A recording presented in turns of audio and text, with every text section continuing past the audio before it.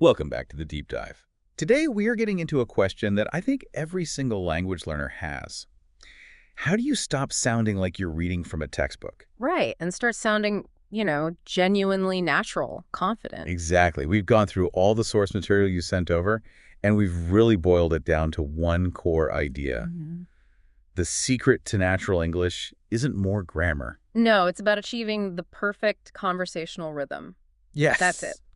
So, our mission today is to distill all of this into immediately actionable steps. We're talking simple phrase upgrades, small adjustments to your tone. And daily habits that actually deliver results right away. For sure, it's about feeling comfortable and connected. It's that rhythm of engagement that really, really matters most. Okay, let's unpack this. We'll jump right into the first core strategy, which is all about mastering what the sources call natural warm-ups. And this is such a brilliant place to start. It completely removes the pressure of trying to build some kind of flawless, long sentence from scratch.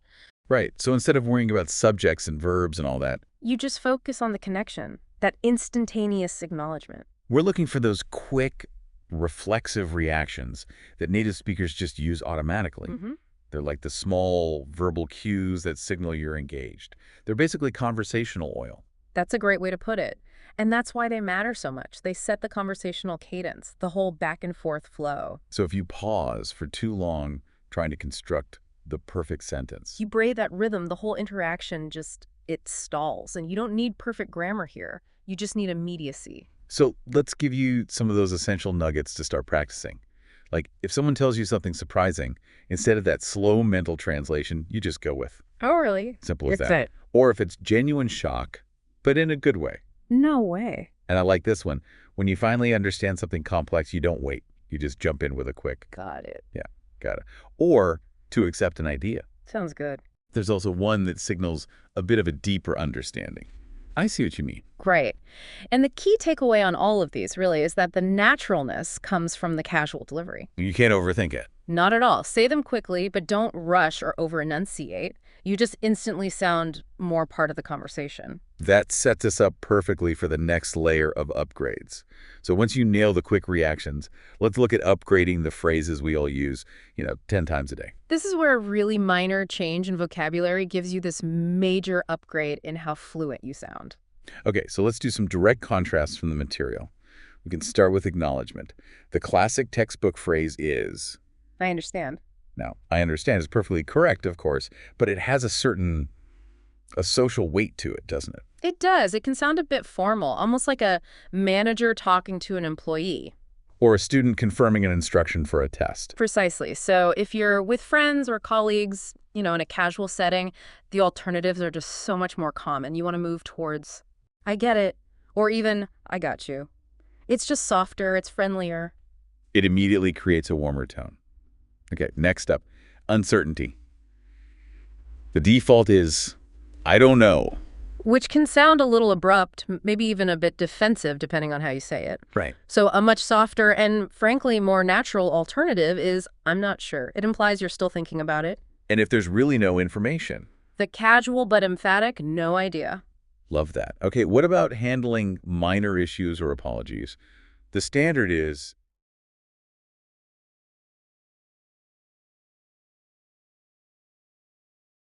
it is okay. That's fine, but to sound really casual and relaxed, you hear things like, it's all good, all the time. Or the big one, no worries. Oh, no worries is huge, especially instead of, you're welcome. It suggests the favor was zero effort, which is a very friendly thing to communicate. And finally, making requests. Instead of the very direct, can you help me? Try, could you give me a hand? It's just as polite, but it feels less transactional, more conversational. The power here is cumulative, right? You don't have to adopt all of these at once. Right. No, not at all. Just consciously choose one or two that feel comfortable, and you will find your conversational fluency it improves immediately. Now, here's where the sources really open my eyes. We need to talk about tone and emotion, Yes. because the material emphasizes that this might be the single most critical factor. English just relies so heavily on how something is said. The voice is where the intent lives. I mean, You can be perfectly grammatically correct, but if your tone is flat or if it doesn't match the situation. You're still going to sound unnatural and probably unconfident. Absolutely. Let's use that simple example from the research. Yeah. The word really, just one word. But with three completely different social functions, all based on intonation. So let's run through them. First, you've got that elongated high tone that signals real surprise. The one with the extended vowel sound. Exactly. Like, really? You can almost hear the raised eyebrows in that. For sure. Then you have the neutral level tone. That just conveys basic interest. You're following along. You want more information. It's just really. Really. And finally, the subdued, kind of flat or lower tone. This signals skepticism or doubt. Or that you're just not convinced. Right. It's more like, really? That is fascinating. The difference there has nothing to do with the dictionary. It's all social function. If you only read the transcript, you lose 90% of the meaning. 100%. And the conclusion the sources draw from this is powerful. Natural English is often way more about controlling your voice and intonation than it is about having a massive vocabulary. So a small vocabulary, used expressively, is better than a huge one delivered flatly. Far more effective. So to make that shift from just knowing this to actually doing it, we need habits. And the sources provide this very structured, very efficient set of exercises they call the 5-minute drill. Yeah, these are great. They're designed to integrate the physical act of controlling your tone with actually using the language, which is just crucial for that fluency rhythm we talked about. Okay, drill number 1, mirror practice. Just 1 minute. That's it. The goal is to say one simple sentence. It can be anything.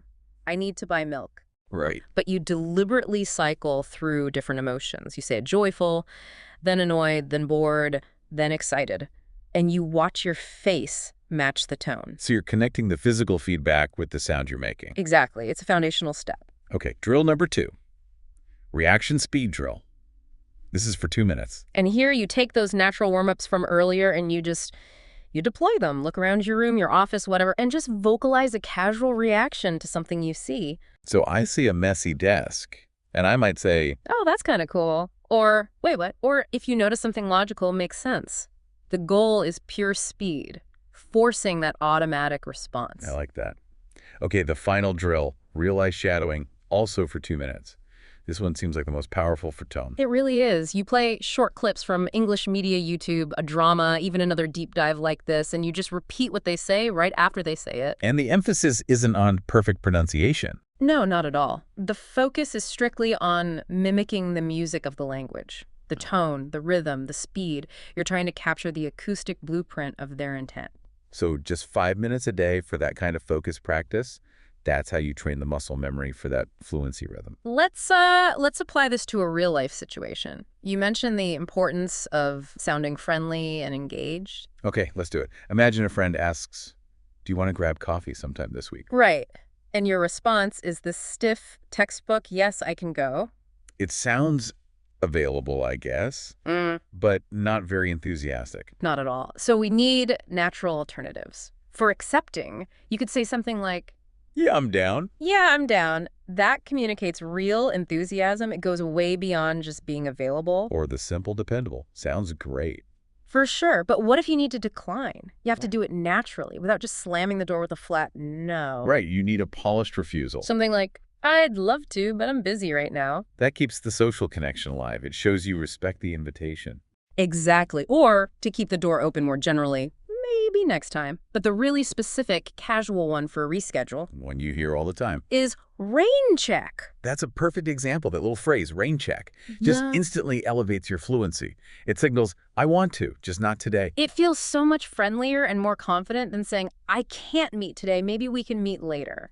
It's all about that nuance, which the formal phrases just don't have. And that brings us to the end of this deep dive. I mean, the takeaway is crystal clear. It really is. The shortcut to sounding confident and natural is focusing less on perfect grammar. And more on establishing that conversational rhythm, controlling your tone, and making those small, comfortable upgrades to your everyday phrases. It's about moving from speaking correctly to speaking expressively. That's it in a nutshell.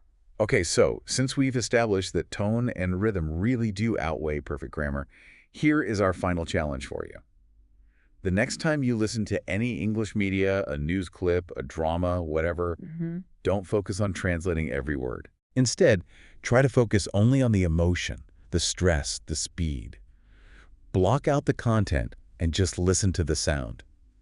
What could you learn about their intention, their relationship to whoever they're talking to, or even their social standing, just from the acoustic qualities of their voice? That's a great exercise. Try out those 5-minute drills this week, and thank you for providing us with the material for this focused deep dive. We'll catch you next time.